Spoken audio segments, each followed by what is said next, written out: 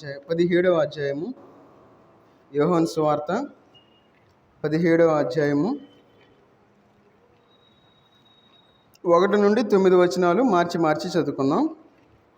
యోహాను సువార్త 17వ అధ్యాయము 1 నుండి 9 వచనాలు మార్చి చదువుకుందాం. యేసు ఈ మాటలు చెప్పి ఆకాశం వైపు కనులెత్తి ఇట్లా నేను, తండ్రి, నా గడియ వచ్చి ఉన్నది.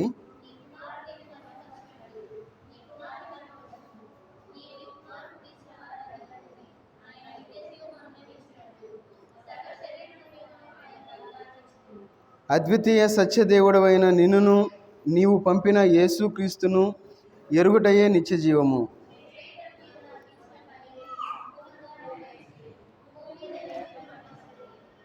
తండ్రి, లోకము పుట్టక మునుపు నీ యొద్ద నాకు ఏ మహిమ ఉండెనో ఆ మహిమతో నన్ను ఇప్పుడు నీ యొద్ద మహిమపరచుము.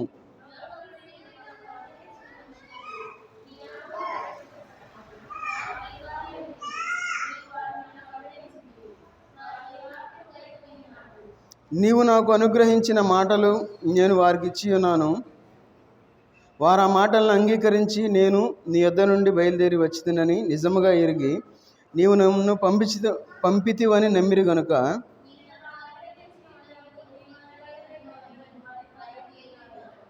నేను వారి కొరకు ప్రార్థన చేయుచున్నాను. లోకము కొరకు ప్రార్థన చేయట్లేదు. నీవు నాకు అనుగ్రహించి ఉన్న వారు నీ వారైనందున వారి కొరకే ప్రార్థన చేయుచున్నాను. ప్రార్థన చేసుకుందాం. మహోన్నతుడైన దేవా, సర్వాధికారి అయిన దేవా, నీకు వందనాలు తండ్రి. ఈ రాత్రికాల సమయంలోనైనా విజ్ఞాపన కూడికలోనైనా ఈ విధంగా చేరి మీ యొక్క వాక్యాన్ని మేము ధ్యానించుకోవడానికి మీరు ఇచ్చిన కృపను బట్టి వందనాలు చెల్లించుకుంటూ ఉన్నా తండ్రి. చదవబడిన వాక్య భాగాన్ని దీవించి ఆశీర్వదించండి. మీకు ఆత్మ ద్వారానైనా మాకు కావాల్సిన ఆత్మీయాహారాన్ని అనుగ్రహించండి. మీ యొక్క వాక్య వెలుగులోనైనా మమ్మల్ని సరి చేసుకోవడానికి సరైన సమయాన్ని ఇచ్చినందుకు మీకు వందనాలు చెల్లించుకుంటూ యేసుక్రీస్తు వారి నామంలో ప్రార్థించి అడిగి వేడుకుంటున్నాం తండ్రి, ఆమెన్. ఇక్కడ మనం చదువుకున్న వాక్య భాగాన్ని మనం పరిశీలించినట్లయితే యోహాను సువార్త 17వ అధ్యాయము 1 నుండి 9 వచనాలు చదివాం. ఈ మాటల్లో యేసుక్రీస్తు వారు ఈ మాటలు చెప్పి ఆకాశము కనులెత్తి ఇట్లనను, తండ్రి, నా గడియ వచ్చి ఉన్నది అని ఇట్లా కొన్ని విషయాలు మనకు చెప్తూ ఉన్నారు. అయితే 9వ వచనంలో ఏమంటా ఉన్నారంటే, నేను వారి కొరకు ప్రార్థన చేయుచున్నాను, లోకము కొరకు ప్రార్థన చేయట్లేదు. నీవు నాకు అనుగ్రహించి ఉన్న వారు నీ వారైనందున వారి కొరకే ప్రార్థన చేయుచున్నాను. ఈ లోకంలో యేసుక్రీస్తు వారు ఉన్నప్పుడు ఆయన ఒక మాట మనకి చెప్తా ఉన్నారు. ఏమనంటే, ఆయన వారి కోసం మాత్రమే ప్రార్థన చేస్తున్నానని చెప్పి ఇక్కడ మనకు కనబడతా ఉంది. అందుకే అంటాడు, నేను వారి కొరకు ప్రార్థన చేయుచున్నాను అని చెప్పి ఇక్కడ అంటా ఉన్నారు. ఈ లోకంలో మనం జన్మించి ఉన్నాం కాబట్టి యేసుక్రీస్తు వారే ప్రార్థన చేశారు కాబట్టి మనం కూడా ఈ లోకంలో ప్రార్థన చేయాలి. ఖచ్చితంగా మనం ప్రార్థన చేయాలి. అయితే మనం అన్ని విషయాల్లో అన్ని సమయాల్లో మనం ప్రార్థన చేసేవారుగా ఉండాలి ఈ లోకంలో. ఎందుకంటే యేసుక్రీస్తు వారే ప్రార్థన చేస్తూ ఉన్నారు కాబట్టి. అందుకే అంటున్నారు 5వ వచనంలో ఏమనంటే, తండ్రి, లోకము పుట్టక మునుపు నీ యొద్ద నాకు ఏ మహిమ ఉండెనో ఆ మహిమతో నన్ను ఇప్పుడు నీ యొద్ద మహిమపరచుము. అంటే యేసుక్రీస్తు వారు చేసే ప్రార్థన మనకి ఇక్కడ కనబడతా ఉంది. అయితే మనం ఈ లోకంలో ఏ సమయాల్లో ఎవరి వలె మనం ఈ లోకంలో మనం ప్రార్థన చేయాలి అనే విషయాల గురించి మనం ఈరోజు ధ్యానం చేద్దాం. ఎందుకంటే యేసుక్రీస్తు వారే ప్రార్థన చేస్తూ ఉన్నారు. ఆయన ప్రార్థన చేస్తా మనకి ఒక మాదిరిని ఉంచారు కాబట్టి మనం ఖచ్చితంగా మనం ఏ విషయాల్లో ఎప్పుడు ఎట్లా ఏ విధంగా మనం ప్రార్థించాలి అనే విషయాల గురించి మనం ఈరోజు మనం ధ్యానం చేద్దాం. చూడండి, మొదటి సమూయేలు గ్రంథం 3వ అధ్యాయము, మొదటి సమూయేలు గ్రంథం 3వ అధ్యాయము 1 నుండి 10 వచనాల్లో మనం చూసుకున్నట్లయితే అక్కడ మనకి చదవండి, 1వ వచనం చదవండి. 3:1 బాలుడైన సమూయేలు యెహోవాకు పరిచర్య చేయుచుండెను. ఆ దినములలో యెహోవా వాక్కు ప్రత్యక్షమగుట అరుదు, ప్రత్యక్షము తరచుగా తటస్థించుట లేదు. అక్కడ మీరు 1 నుండి 10 వచనాలు మీరు చదివినట్లయితే 10వ వచనం చదవండి. తర్వాత యెహోవా ప్రత్యక్షమై నిలచి ఆ రీతిగా సమూయేలు అని పిలవగా సమూయేలు, నీ దాసుడు ఆలకించుచున్నాడు, ఆజ్ఞ ఇమ్మనెను. చూడండి, ఇక్కడ మనకి ఒక వ్యక్తి మనకు కనబడతా ఉన్నారు. ఎవరైనా?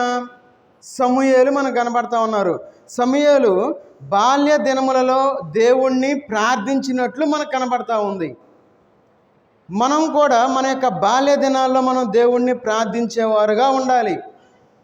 ఈ లోకంలో విశ్వాసము అనే బడిలో చేరాం అందరం. మనం విశ్వాసం అనే బడిలో జాయిన్ అయ్యి అందరం 1వ క్లాసులోనే ఉన్నాం. 2వ క్లాస్కి మనం వెళ్ళట్లా. ఎందుకు వెళ్ళట్లేదంటే మనకు పరీక్షలు అంటే భయం, దేవుని యొక్క సన్నిధి అంటే భయం. 1వ క్లాస్ నుండి 2వ క్లాస్కి ప్రమోట్ అవ్వాలి అనే విషయం కూడా మనం గుర్తించలేని స్థితిలో మనం జీవిస్తూ ఉన్నాం. మనం ప్రమోట్ అవ్వాలి అంటే మన జీవితంలో బాల్య దశ నుండి మనం దేవుణ్ణి ప్రార్థించేవారుగా ఉండాలి అని చెప్పి దేవుని యొక్క వాక్యం మనకు సెలవిస్తూ ఉంది. అందుకే చూడండి, 8వ వచనం చదవండి. యెహోవా 3వ మారు సమూయేలును పిలవగా, చాలు, దేవుడు సమూయేలుని 3వసారి పిలుస్తూ ఉన్నారు. ఏమని? సమూయేలు సమూయేలు అని చెప్పి. అట్లాగే ఏ విధంగా అయితే సమూయేలుని పిలిచాడో దేవుడు, అదే విధంగా తన యొక్క వాక్యం ద్వారా మనతో మాట్లాడాలని చెప్పి దేవుడు ఆశపడతా ఉన్నాడు. అయితే మన యొక్క బాల్య దినములలో మనం దేవునికి ప్రార్థన చేసేవారుగా ఉండాలి అని చెప్పి దేవుని యొక్క వాక్య భాగం మనకి సెలవిస్తూ ఉంది. ఎప్పుడు మనం ప్రార్థించాలి అంటే మన యొక్క బాల్య దినాల్లో మనం ప్రార్థించేవారుగా ఉండాలి. మన బిడ్డలకి ప్రార్థన నేర్పేవారుగా ఉండాలి. ఎప్పుడైతే మన బిడ్డలు ప్రార్థించేవారుగా ఉంటారో ఖచ్చితంగా వారి యొక్క జీవితం చాలా బాగుంటుందని చెప్పి మనం అర్థం చేసుకోవాలి. కాబట్టి మన బిడ్డలకి మనం ప్రార్థన చేయటాన్ని మనం నేర్పించేవారుగా ఈ లోకంలో మనం జీవించాలి. తర్వాత చూసుకున్నట్లయితే యవనంలో తిమోతి గారు ప్రార్థన చేస్తూ ఉన్నారు. చూడండి, 2వ తిమోతి రాసిన పత్రిక 2వ అధ్యాయము, 2వ తిమోతి రాసిన పత్రిక 2వ అధ్యాయము, 2 తిమోతి 2:22 వచనం చదవండి.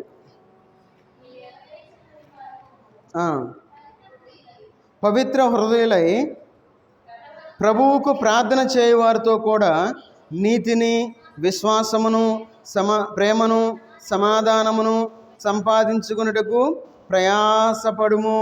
ఇక్కడ నీవు యవ్వనేచ్ఛలను విసర్జించి, ఈ లోకంలో మనం జీవించేటప్పుడు ఇక్కడ తిమోతి గారు మాట్లాడుతూ ఉన్నారు. ఏమనంటే యవ్వనంలో తిమోతి గారు ప్రార్థించినట్లు మనకు కనబడతా ఉంది. మన యొక్క యవ్వన కాలంలో మనం దేవుణ్ణి ప్రార్థించేవారుగా ఉండాలి. అందుకంటా ఉన్నాడు ఏమనంటే పవిత్ర హృదయులై.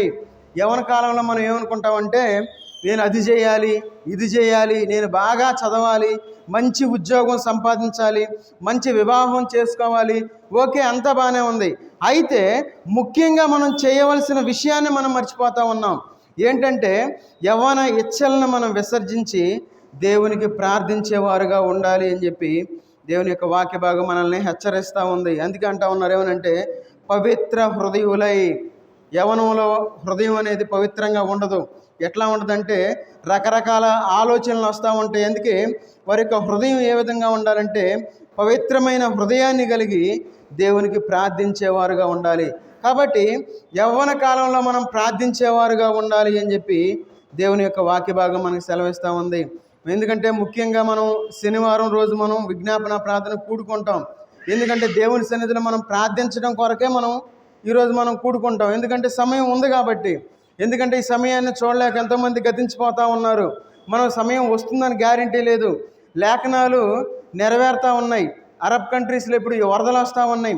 ఆ విషయం యెషయా గ్రంథంలో రాయబడి ఉంది. ఎడారిలో నదులను ప్రవహింపజేస్తానని చెప్పి యేసుక్రీస్తు దేవుడు ఎప్పుడో మనకు సెలవిచ్చి ఉన్నారు. ఇప్పుడు చూసుకుంటే ఒక 10 సంవత్సరాలు పడే వర్షం ఇప్పుడు పడింది అక్కడ. చాలా ఆశ్చర్యమైన విషయం అది. ఎందుకంటే మన జీవితంలో దేవుని యొక్క వాక్యం నెరవేర్పు జరుగుతూ ఉంది. అయితే మనం దేవుని యొక్క వాక్యాన్ని గ్రహించలేని వారుగా ఉన్నాం. ఏం పర్లేదులే, దేవుడు ఎప్పుడో వస్తాడు, మనకంతా వయసు అయిపోయిన తర్వాత మనం దేవుడిని నమ్ముకోవచ్చులే అని చెప్పి అశ్రద్ధగా ఈ లోకంలో మనం జీవిస్తూ ఉన్నాం. కాబట్టి ఈ లోకంలో మనం జీవించేటప్పుడు యవ్వన కాలంలో మనం దేవునికి ప్రార్థించేవారుగా ఉండాలి అని చెప్పి దేవుని యొక్క వాక్య భాగం మనకి మనకి సెలవిస్తూ ఉంది. చూడండి, కీర్తనల గ్రంథం 63వ అధ్యాయము, కీర్తనల గ్రంథం 63వ అధ్యాయము 1వ వచనం చదవండి. 63:1. దేవా నా దేవుడవు నీవే, వేకువనే నిన్ను వెదకుదును. చాలు. మూడవదిగా మన జీవితంలో ఉదయాన్నే మనం ప్రార్థించేవారుగా ఉండాలి. ఎంతమంది ఉదయం లేచిన తర్వాత ప్రార్థన చేశారు? అయ్యా నన్ను సజీవులుగా ఉంచుకున్నావు, నీకు వందనాలయ్యా, ఆమేన్. అది మన ప్రార్థన. చాలా జాగ్రత్తగా ఉండాలి. ఎందుకంటే చాలామంది నిద్రలోనే వెళ్ళిపోతూ ఉన్నారు. అనుకుంటాం ఏమనంటే మనం ఏదో మన తిండిని బట్టు, లేదంటే మన భక్తిని బట్టు, లేదంటే మనం చేసే గొప్ప కార్యాలను బట్టి అనుకుంటాం. కాదు. ఎందుకంటే దేవుడు మన మీద ఆయన ప్రేమ ఉంది కాబట్టి సజీవులుగా ఉన్నాం ఈ లోకంలో. ఏ క్షణం ఏ వార్త వినాల్సి వస్తుందో మనకు తెలియదు. ఎన్నో రకరకాల వార్తలు మనం వింటా ఉన్నాం ఈ లోకంలో. అయితే ఉదయాన్నే మనం దేవునికి మొర్ర పెట్టేవారుగా ఉండాలి. అయ్యా నీకు వందనాలు, నా కుటుంబాన్ని నీ యొక్క కంచితో కాచి కాపాడుతూ ఉన్నావు, నీకు వందనాలు అని చెప్పి మనం దేవునికి ప్రార్థించేవారుగా ఉండాలి. ఎవరైతే 3 గంటల తర్వాత లేదంటే 4 గంటల తర్వాత దేవునికి సమయాన్ని ఇచ్చేవారుగా ఉంటారో ఖచ్చితంగా వారి కుటుంబాలు ఒక ఉన్నతమైన స్థితిలో ఉంటాయి. ఎందుకు ఈ మాట చెప్తా ఉన్నానంటే మా అమ్మ 3:30 నుండి ప్రార్థన చేసేదిగా ఉండేది. తన జీవితంలో ఎప్పుడు ఖచ్చితంగా 3 గంటల నుండి 5 ఆ టైంలో ఖచ్చితంగా ప్రార్థన చేసేది. మా ముగ్గురు కుటుంబాలు ఒక ఉన్నతమైన స్థితిలో ఉన్నాయని చెప్పి మేము ఖచ్చితంగా నమ్ముతూ ఉన్నాం. మా కుటుంబం మొత్తం రక్షించబడింది. దానికి కారణం ఏంటంటే ఆ ప్రార్థన అని చెప్పి గర్వంగా నేను చెప్పుకోగలను. మన జీవితంలో ప్రార్థన లేకపోతే మన కుటుంబాలు రక్షించబడవు. అందుకంటున్నాడు, దేవా నా దేవుడవు నీవే, వేకువనే నిన్ను వెదకుదును. వెతకటం అంటే ఏంటి? ప్రార్థించుట. దేవుని సన్నిధిలో మనం ప్రార్థించి ఆయన యొక్క వాక్యాన్ని మనం చదివేవారుగా ఉండాలి, ధ్యానించేవారుగా ఉండాలి. కాబట్టి ప్రతి ఒక్కరూ ఉదయాన్నే ప్రార్థించేవారుగా ఉండాలి. ఎట్లాగంటే దావీదు వలె ఉదయాన్నే ప్రార్థించేవారుగా మన యొక్క జీవితాలు ఉండాలి అని మనం ఈ లోకంలో ఆ విధంగా మనం ఈ లోకంలో మనం జీవించాలి. తర్వాత మనం చూసుకున్నట్లయితే చూడండి, దానియేలు గ్రంథం 6వ అధ్యాయము, దానియేలు గ్రంథం 6వ అధ్యాయము, దానియేలు గ్రంథం 6వ అధ్యాయము 10వ వచనం చదవండి.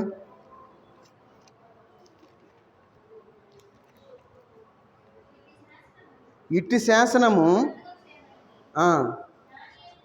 దానియేలు తెలుసుకొను, అతడు తన ఇంటికి వెళ్ళి యథాప్రకారముగా అనుదినము ముమ్మారు మోకాళ్ళుని తన ఇంటి పైగది కిటికీలు యెరూషలేము తట్టుకు తెరవబడి ఉండగా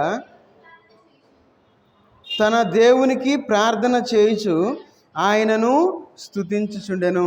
ఇక్కడ మనకు దానియేలు మనకు కనబడతా ఉన్నాడు. దానియేలు ఏం చేస్తా ఉన్నాడు? ముమ్మారు మోకాళ్ళుని అనుదినము. మన జీవితంలో దానియేలు దగ్గర మనం ఏమి నేర్చుకోవాలి అంటే ముమ్మారు అంటే రోజుకి 3 సార్లు, ఉదయము, మధ్యాహ్నము, సాయంత్రం 3 సార్లు ముమ్మారు మోకాళ్ళుని. ఖచ్చితంగా మనం దేవుని యొక్క సన్నిధిలో మోకాళ్ళు వంచేవారుగా ఉండాలి. మోకాళ్ళుని ఏం చేయాలి? దేవునికి ప్రార్థించేవారుగా ఉండాలి. దానియేలు వలె మనం రోజుకి 3 సార్లు మనం ప్రార్థించేవారుగా ఉండాలి. మరి అలాంటి అనుభవాన్ని మనం కలిగి ఉన్నామా? మధ్యాహ్నం చక్కగా అన్నం తిన్న తర్వాత మంచిగా వస్తుంది మనకు నిద్ర, చక్కగా నిద్రపోతాం. సాయంత్రం భోజనం చేసిన తర్వాత చక్కగా టీవీ ఉంటే టీవీ చూస్తాం, ఫోన్లు ఉంటే ఫోన్లు చూస్తాం. అయిపోయిందిలే ఈ రోజుకి అంతా బాగుంది అని చెప్పి చక్కగా కళ్ళు మూసుకొని నిద్రపోతాం. ఉదయాన్నే లేస్తాం, మంచిగా టిఫిన్లు చేస్తాం, అంతా మన పనులు మనం చూసుకుంటాం. మరి మనం దేవునికి సమయాన్ని ఇస్తా ఉన్నామా? ఎందుకు దానియేలు ఆ విధంగా ప్రార్థించాలి? చూడండి, మన యొక్క జీవితంలో చూడండి 11 వచనం చదవండి. ఆ మనుషులు గుంపు కూడి వచ్చి దానియేలు తన దేవునికి ప్రార్థన చేయుటయు ఆయన్ను బతిమాలుకొనటయు చూచి. చూడండి, ప్రార్థనలో బతిమాలుకొనటం కూడా ఉండాలి. మనం ప్రార్థన ఎట్లా చేస్తామంటే ఒక కమాండ్గా చేస్తాం. ఏమని? అయ్యా నాకు దయచేయి ఇచ్చేసి అని చెప్పి మనం అన్ని కమాండ్లు ఇచ్చేవాళ్ళుగా ఉంటాం. ఎట్లా చేయాలంటే మన యొక్క ప్రార్థన బతిమలాడాలి మనం దేవుణ్ణి. అయ్యా నాకు అది కలుగు చేయ్యా అంటే దేనత్వం ఉండాలి మన ప్రార్థనలో. మనం మాట్లాడే మాటలో 2 రకాలు ఉంటాయి. దేనంగా మాట్లాడటం ఉంటుంది, కమాండ్గా మాట్లాడటం ఉంటుంది. ఒకవేళ మనకు అన్నీ తెలుసు అనుకోండి, మన ప్రార్థన ఎట్లా ఉంటుందంటే కమాండింగ్గా మనం ప్రార్థన చేస్తాం. ఏమని? ఖచ్చితంగా మనం కమాండ్కి ప్రార్థన చేస్తాం. దేవుణ్ణి మనం బతిమలాడే విధంగా మనం ప్రార్థించాలి.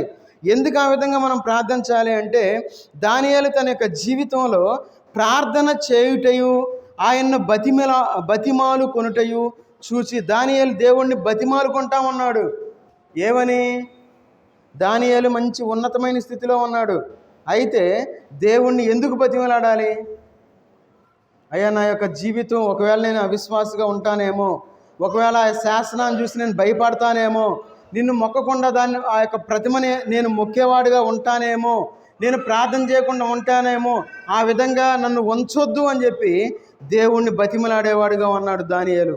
కాబట్టి మనం ప్రార్థన చేసేటప్పుడు మనం దేవుణ్ణి బతిమాలుకునేవారుగా ఉండాలి. దానియేలు ఏ విధంగా అయితే ప్రార్థన చేశాడో అదే విధంగా మనం ఈ లోకంలో మనం ప్రార్థించేవారుగా ఉండాలి. ఎవరైతే ఆ విధమైన అనుభవాన్ని కలిగి ఉంటారో ఖచ్చితంగా ఆయన దేవుని యొక్క సన్నిధిలో వాళ్ళు కనబడతారు. చూడండి, తర్వాత చూసుకున్నట్లయితే అపోస్తల కార్యాలు 16వ అధ్యాయము 25వ వచనం చదవండి. 16:25.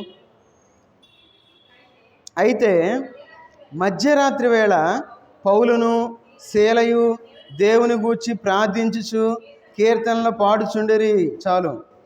ఎప్పుడు ప్రార్థన చేస్తున్నారు వీళ్ళు? పౌలు గారు మధ్యరాత్రి వేళ.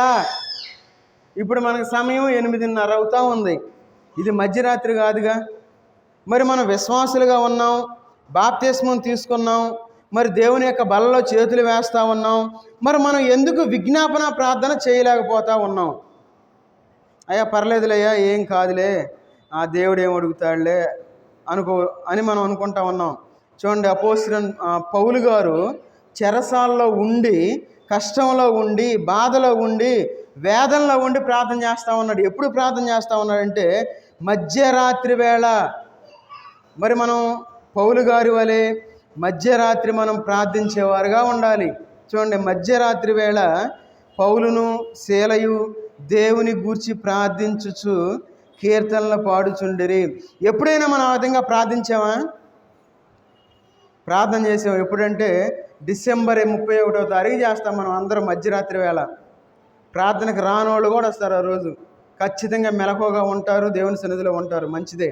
అయితే మనం పౌలు గారు ఏ విధంగా అయితే ప్రార్థించి ఉన్నారో ఆ విధమైన ప్రార్థన మనం చేసేవారుగా ఉండాలి.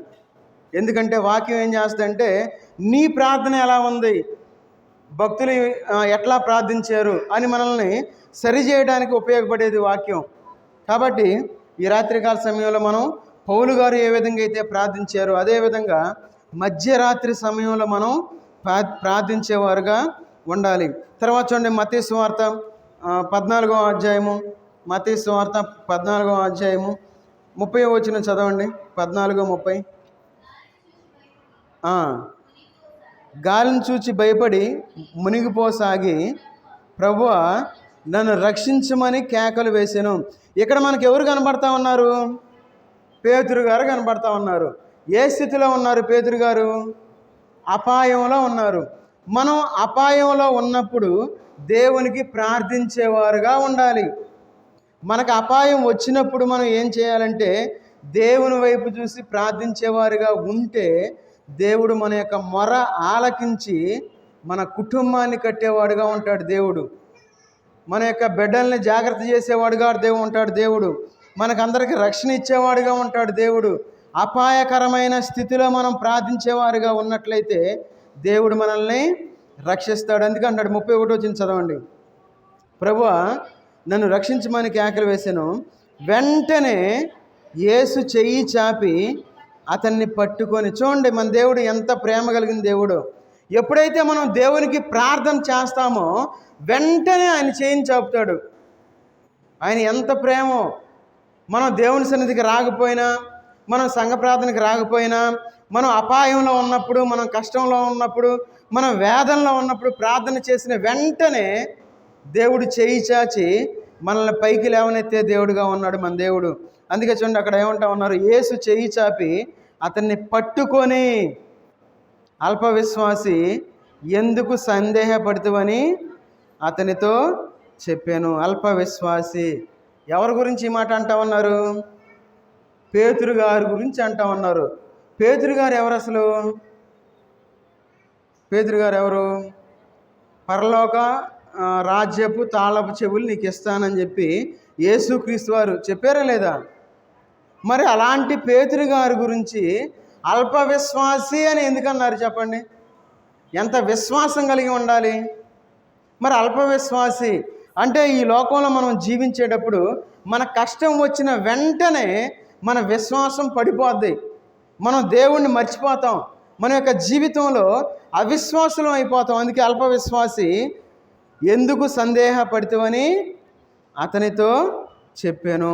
కాబట్టి మన యొక్క జీవితంలో అపాయకరమైన స్థితిలో మనం ఉన్నప్పుడు మనం దేవునికి ప్రార్థించేవారుగా ఉండాలి. చివరిగా చూడండి, మొదటి సమూయేలు గ్రంథం 1వ అధ్యాయము 10వ వచనం చదవండి. మొదటి సమూయేలు గ్రంథం 1వ అధ్యాయము 10వ వచనం. బహు దుఃఖాకాంతురాలై వచ్చి యెహోవా సన్నిధిని ప్రార్థన చేయొచ్చు, బహుగా ఏడ్చుచు. చూడండి, దుఃఖంలో మనం హన్నా వలె ప్రార్థించేవారుగా ఉండాలి. దుఃఖంలో మనం ఏం చేస్తాం? ఇంట్లో దుప్పటి కప్పుకొని పడుకుంటాం, బాధపడతా ఉంటాం, వేదన పడతా ఉంటాం, ఎవరు వచ్చి ఏం మాట చెబుతారని ఎదురు చూస్తూ ఉంటాం. ఎవరు రారు మన దగ్గరికి. మన పరిస్థితులు అంతా బాగుంటేనే మన దగ్గరికి వచ్చేది. మన పరిస్థితులు బాగాలేదనుకోండి, ఎవరు తొంగి కూడా చూడరు. చాలా జాగ్రత్తగా ఉండాలి. ఈ లోకంలో మనం దుఃఖంలో హన్నా వలె మనం ప్రార్థించేవారుగా ఉండాలి. ఒకవేళ మనకు దుఃఖకరమైన స్థితిలో మనం ఉంటే దేవుని యొక్క సన్నిధికి వచ్చి మనం ప్రార్థన చేయాలి. ఇంట్లో ఉండి అయ్యో నీ వేదన పడి చింతపడి మన యొక్క ఆరోగ్యాన్ని మనం చెడగొట్టుకోకూడదు. దేవుని సన్నిధిలో మనం దుఃఖపడి ఆయనకి ప్రార్థన చేసేవారుగా ఎప్పుడైతే ఉంటామో మన యొక్క నిందను దేవుడు తీసివేసి మనకి సంతోషాన్ని ఇస్తాడు అని చెప్పి దేవుని యొక్క వాక్య భాగం మనకి సెలవిస్తూ ఉంది. కాబట్టి హన్నా వలె మనం దుఃఖంలో ఉన్నప్పుడు మనం ప్రార్థించేవారుగా ఉండాలి. కాబట్టి ఈ యొక్క రాత్రికాల సమయంలో దేవుడు తన యొక్క వాక్య భాగం ద్వారా మనతో మాట్లాడుతూ ఉన్నాడు. మనం బాల్యంలో సమూయేలు వలె మనం ప్రార్థించేవారుగా ఉండాలి. తర్వాత మనం ఎట్లా ఉండాలి? యవ్వనంలో తిమోతి వలె మనం ప్రార్థించేవారుగా ఉండాలి. తర్వాత ఉదయకాలంలో దావీదు వలె మనం ప్రార్థించేవారుగా ఉండాలి. తర్వాత మధ్యాహ్న కాలం దానియేలు వలె మనం ప్రార్థించేవారుగా ఉండాలి. తర్వాత రాత్రి సమయాల్లో పౌలు వలె మనం ప్రార్థించేవారుగా ఉండాలి. అపాయకరమైన స్థితిలో మనం పేతురు వలె మనం ప్రార్థించేవారుగా ఉండాలి. దుఃఖకరమైన స్థితిలో హన్నా వలె మనం ప్రార్థించేవారుగా ఉండాలి. చూడండి, ఈ ప్రార్థన మనం ఏ విధంగా చేయాలనే విషయం గురించి దేవుడు ఎంతమందిని మనకు చూపిస్తూ ఉన్నాడు. మరి మనం ఎవరి వలె ఈ లోకంలో మనం ప్రార్థన చేసేవారుగా ఉన్నాం చూసుకోవాలి. వాక్యంలో మనం సరి చేసుకోవాలి. వాక్యానుసారంగా ఈ లోకంలో మనం జీవించాలి. ఎప్పుడైతే మనం ఆ విధంగా జీవిస్తామో ఖచ్చితంగా దేవుడు మన బ్రతుకులు మారుస్తాడు. మన పరిస్థితులు మారిపోతాయి. మన కుటుంబంగా రక్షణ పడుతుంది. కాబట్టి మనం దాన్ని గమనించి ఈ లోకంలో మనం జీవించినంత కాలం మనం చాలా జాగ్రత్తగా ఉండాలి. అందుకే 15 వచనం చదవండి. హన్నా, అది కాదు నా ఏలినవాడ, నేను మనోదుఖము గలదాన్నై ఉన్నాను, నేను ద్రాక్షారసమైనను మద్యమునైనను పానము చేయలేదు, కానీ నా ఆత్మ యెహోవా సన్నిధిని కొమ్మరించుకొనుచున్నాను. ఎంత వేదంతో ప్రార్థన చేసిందో బిడ్డల కోసం హన్నా. కాబట్టి మన యొక్క జీవితంలో మనం దుఃఖంతో మనం ప్రార్థన చేసేవారుగా ఉండాలి దేవుని యొక్క సన్నిధిలో. కాబట్టి మన ప్రార్థన ఏ విధంగా ఉంది, ఏ విధంగా మనం ఈ లోకంలో జీవిస్తూ ఉన్నాం అని మనం పరిశీలన చేసుకొని మనం ముందుకు సాగిపోదాం. మనకి విజ్ఞాపన ప్రార్థన అనేది చాలా చాలా చాలా చాలా ముఖ్యమైనది. ఒకసారి కాదు, చాలా చాలా చాలా చాలా ముఖ్యమైనది విజ్ఞాపన ప్రార్థన. ఈ విజ్ఞాపన ప్రార్థన లేని వాళ్ళు చాలామంది ఉన్నారు. మనం విజ్ఞాపన ప్రార్థన కలిగి ఉండి కూడా మనం దాన్ని తీసుకోలేకపోతే అది మన తప్పే. మన కుటుంబాలు ఆశీర్వదించబడాలి అంటే ఖచ్చితంగా మనం విజ్ఞాపన ప్రార్థన మనం చేయాలి. ఒకవేళ మనం అనుకుంటాం నేను బాగా ప్రార్థన చేస్తాను, నేను బాగా వాక్యం చదువుతాను అని అనుకుంటాం. మనం ఎంత వాక్యం చదివిన ఉపయోగం లేదు. అదేంది ఎట్లా అంటున్నాం అనుకోవద్దు. మనం ఎంత వాక్యం చదివినా ఉపయోగం లేదు. మనం ఎంత వాక్యాన్ని తీసుకుంటున్నాము అనేది ఉపయోగం. ఎంత వాక్యానుసారంగా మనం జీవిస్తున్నాము అనేదే మనకు ఉపయోగం.